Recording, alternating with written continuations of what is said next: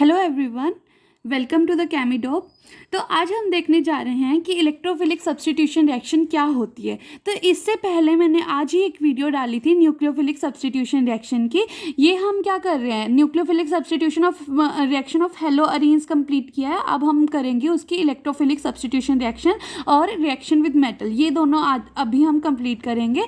ठीक है, तो इससे पहले मैंने ऑलमोस्ट सारा का सारा alkyl halo alkanes and halo arenes वाला टॉपिक कंप्लीट करवा चुकी हूँ चैनल पे। अगर आप उन वीडियोस को देखने में इंटरेस्टेड हो तो उन वीडियोस का लिंक भी मैं आपको इस वीडियो के डिस्क्रिप्शन में दे दूंगी।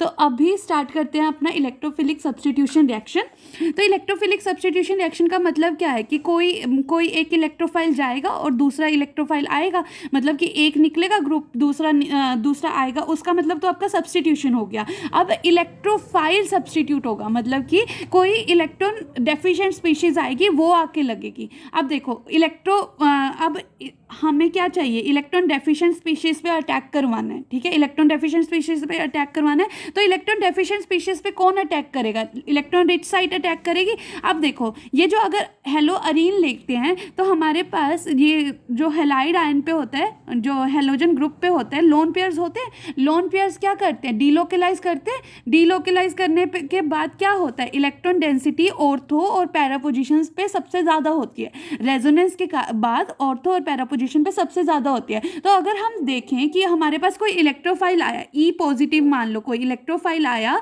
वो क्या है, इलेक्ट्रॉन डेफिशिएंट स्पीशीज है। तो कहाँ कहाँ पे अटैक कर सकता है, दो पोजीशन हो सकती है ना, अपनी दो पोजीशन हो सकती है, एक तो ऑर्थो पोजीशन हो सकती है और एक पैरा पोजीशन हो सकती है।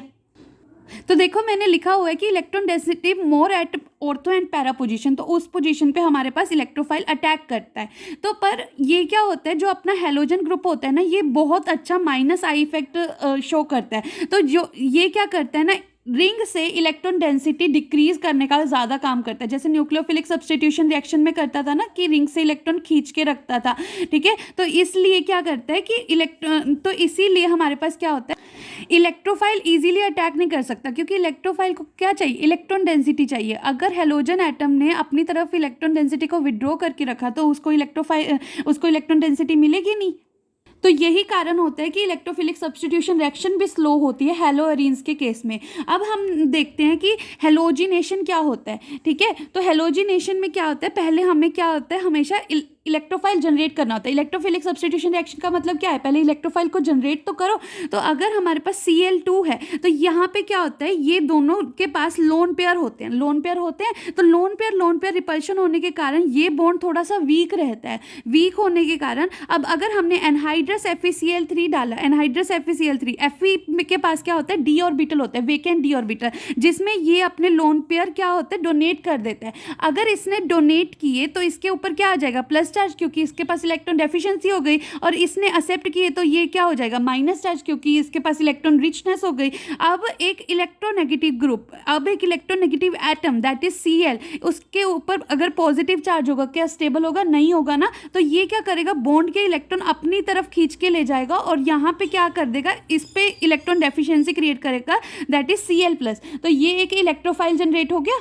तो अब जब ये इलेक्ट्रोफाइल जनरेट हुआ तो क्या हुआ, यहाँ से पहले तो इलेक्ट्रॉन डेंसिटी इस ऑर्थो पोजीशन पे आई। ऑर्थो पोजीशन पे आने के बाद दो पॉसिबिलिटी है, जा तो यहीं से ये Cl+ पे अटैक कर दे और ये वाला पाथ फॉलो कर ले कि यहाँ पे Cl आ गया और ये क्या हुआ, कोई बेस है जैसे FeCl4- है, तो क्या हो गया, वो भी एक इलेक्ट्रॉन रिच स्पीशीज है, उसको क्या चाहिए, इलेक्ट्रॉन डेफिशिएंट स्पीशीज, तो H+ इजीली एब्स्ट्रैक्ट कर सकता है और H+ इजीली एब्स्ट्रैक्ट करके ये फिर से एरोमेटिसिटी गेन करने की कोशिश करेगा। ये इसका ड्राइविंग फोर्स होता है कि अब ये वाला हमारे पास Cl ऑर्थो पोजीशन पे आ गए। माइनर प्रोडक्ट क्यों बोलते हैं, क्योंकि यहाँ पे क्या हो गया, यहाँ पे स्टेरिक हिंड्रेंस का फैक्टर आ गया, इसलिए इसको माइनर प्रोडक्ट बोला गया। अब हमने क्या किया, जो दूसरा पाथ हो सकता है कि ये और ज़्यादा डीलोकेलाइज हुए और यहाँ पे पैरा पोजीशन पे आ जाए। दोनों ही प्रोडक्ट बनते हैं, पर एक मेजर बनता है, एक माइनर बनता है। तो यहाँ पे अगर electron density, negative electron density आ गई तो ये फिर से Cl+ पे अटैक कर देगा, इलेक्ट्रोफाइल पे अटैक कर देगा।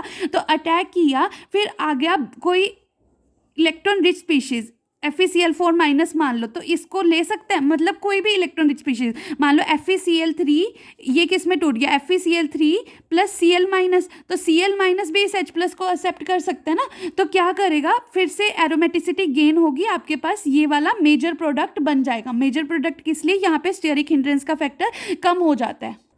तो अब मैंने क्या देखा, यहाँ पे लगा लो नाइट्रेशन है, सल्फोनेशन है और फ्रीडल क्राफ्ट रिएक्शन है, ये सब की सब क्या है, आपकी इलेक्ट्रोफिलिक सब्स्टिट्यूशन रिएक्शन है।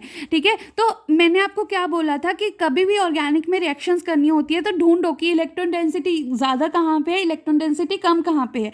तो आपको क्या करना होता है, इलेक्ट्रोफिलिक सब्स्टिट्यूशन रिएक्शन में एक इलेक्ट्रोफाइल जनरेट करना होता है। तो इसमें जो इलेक्ट्रोफाइल जनरेट होगा वो NO2+ होगा, NO2+ होगा। तो यहाँ पे भी वही है कि आपका ऑर्थो और पैरा आइसोमर बनेगा, ऑर्थो आइसोमर ये वाला बना और पैरा आइसोमर ये वाला बना। NO2 आपका एक इलेक्ट्रोफाइल है जो यहाँ पे आके अटैच हो जाता है, तो ये माइनर प्रोडक्ट होगा और ये मेजर प्रोडक्ट होगा। देख रहे हो आप दोनों, क्योंकि यहाँ पे माइनर क्यों होगा, यहाँ पे स्टेरिक हिंड्रेंस के कारण ये माइनर प्रोडक्ट होगा और यहाँ पे स्टेरिक हिंड्रेंस कम है तो ये मेजर प्रोडक्ट होगा। अब आपका सल्फोनेशन देखो, सल्फोनेशन H2SO4, ये क्या होगा, HSO3-, ये वाला जो है आपका इलेक्ट्रोफाइल होगा। अब आप बोलोगे कि मैम ये वाला इलेक्ट्रोफाइल कैसे हुआ, क्योंकि देखो अगर मैं इसको ऐसे लिख दूं, अगर मैं इसको ऐसे लिख दूं तो क्या आप मान सकते हो ये लुईस एसिड की तरह काम कर सकता है, लुईस एसिड की तरह, क्योंकि ये क्या कर सकता है, ये क्या है, ऑक्सीजन सल्फर से ज़्यादा इलेक्ट्रोनेगेटिव होता है तो अपनी तरफ इलेक्ट्रॉन्स को खींच के रखेगा, तो इलेक्ट्रोफिलिक बना देगा, सल्फर को इलेक्ट्रोफिलिक बना देगा, तो इसलिए ये वाला इलेक्ट्रोफाइल होता है। तो फिर से इलेक्ट्रोफाइल ऑर्थो और पैरा आइसोमर बना देंगे, ऑर्थो वाला माइनर होगा, पैरा वाला मेजर होगा। अब हमारा आता है Friedel craft reaction. Friedel craft reaction में देखो एक तो होता है अल्काइलेशन रिएक्शन हो गई ये वाली, क्योंकि यहाँ पे क्या होता है CH3+ हमारा इलेक्ट्रोफाइल होता है। ये फिर से वही है कि Al के पास क्या होता है, वेकेंट डी ऑर्बिटल होता है, वेकेंट डी ऑर्बिटल में ये वाला Cl अपना ये क्या कर देता है, इलेक्ट्रॉन डोनेट कर देता है और ये AlCl4- बन जाता है, AlCl4- बन जाता है और वहाँ पे क्या जनरेट होता है, एक electrophile that is CH3+ generate होने के बाद एक माइनर बनेगा और एक मेजर बनेगा, ये दोनों प्रोडक्ट बन गए। अब आपके पास असाइल क्लोराइड कैसे बनेगा, यहाँ पे CH3C+O+, ये वाला आपका क्या है, आपका इलेक्ट्रोफाइल है, ऑक्सीजन के पास क्या है, इलेक्ट्रॉन डोनेट करने के लिए है, तो ये क्या कर सकता है, इसको ऐसे बना सकता है ताकि स्टेबलाइज कर पाए, मतलब ये इन दोनों के पास में बॉन्ड रहता है और ये स्टेबल बना सकता है। ठीक है, ट्रिपल बॉन्ड ज़्यादा स्टेबल होता है डबल बॉन्ड से, तो ये आपका इलेक्ट्रोफाइल हुआ CH3CO+, और ये यहाँ पे ऑर्थो और पैरा पोजीशन पे अटैक कर देता है। एक जो ऑर्थो पोजीशन है वो क्या है, माइनर, और पैरा पोजीशन जो क्या है, मेजर। ठीक है, अब इलेक्ट्रोफिलिक सब्स्टिट्यूशन रिएक्शन तो हो गई खत्म। अब लास्ट जो है आपकी रिएक्शन विद मेटल हमने क्या पढ़ा था, जब हमने हेलो एल्केन्स पढ़ा था वहाँ पे भी हमने रिएक्शन विद मेटल्स किया था, जहाँ पे सोडियम मेटल और मैग्नीशियम मेटल को यूज़ किया था। अब यहाँ पे सोडियम मेटल को यूज़ करके ही दो रिएक्शन होती है, दैट इज वुड्स फिटिग रिएक्शन और फिटिग रिएक्शन। जब हमने वहाँ पे देखा था हेलो एल्केन्स के केस में हमारे पास सिर्फ वुड्स रिएक्शन थी, जिसमें दो हेलो एल्केन कंबाइन होते थे 2Na के साथ in presence of dry ether. यहाँ पे वुड्स फिटिग में क्या होता है कि यहाँ पे RX एक हेलो एल्केन होगा और एक हेलो अरीन होगा in presence of Na dry ether, तो आपका क्या बन जाएगा, यहाँ पे ये वाला बन जाएगा जहाँ पे R इससे अटैच होगा, बेंजीन रिंग से R अटैच होगा। अब फिटिग रिएक्शन में क्या होता है, दोनों ही हेलो अरीन होंगे और 2Na मतलब मेटल की प्रेजेंस में और ड्राई ईथर की प्रेजेंस में आपके पास बाईफिनाइल रिंग बन जाएगी और आपके पास 2NaX निकल जाएगा। तो आज के लिए यही था और आपको सब कुछ समझ आया होगा, और कल हम करेंगे अपनी थोड़ा सा पॉली हैलोजन कंपाउंड्स के बारे में देख लेंगे, बस उनका थोड़ा आइडिया ही लेके रखना, कुछ ऐसा मतलब याद करने वाला नहीं है, पता होना चाहिए। तो लास्ट टॉपिक कल अपना कंप्लीट हो जाएगा, ये अल्काइल हैलाइड। और अगर आपको ये वीडियो समझ आई हो तो लाइक शेयर एंड सब्सक्राइब ज़रूर करिएगा। Thank you so much for watching.